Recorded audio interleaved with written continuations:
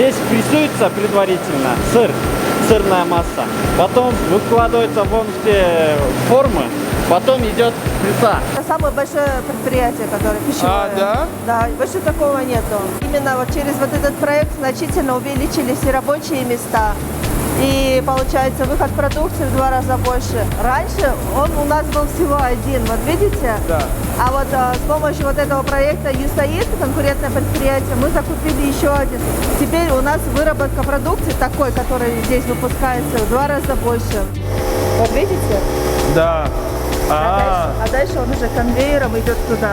Да. Это вот самое дорогое оборудование, которое мы купили в рамках вот этого проекта. Ага. Идет почти, по-моему, на $50 000 мы его купили. Окей. Оно идет в комплекте, это германское оборудование. Я родился и вырос в штате в Америке, который называется Висконсин. И Висконсин очень известный для сыра. И американцы, они скажут, что люди из Висконсина головы сыра. Я очень горжусь увидеть, что USAID поддерживает продукцию сыра здесь в Кыргызстане, потому что это что-то личное для меня, это что-то важное для меня, потому что сыра – это жизнь для меня. Это что значит? Американин или нин? От народа Америки.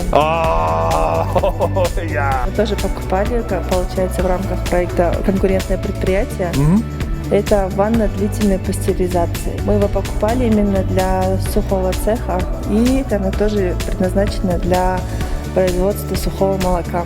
Да, я понимаю, и выключает это сухое молоко в других продуктах и так далее. Снова восстанавливают и делают уже из него другие молочные продукты. Да.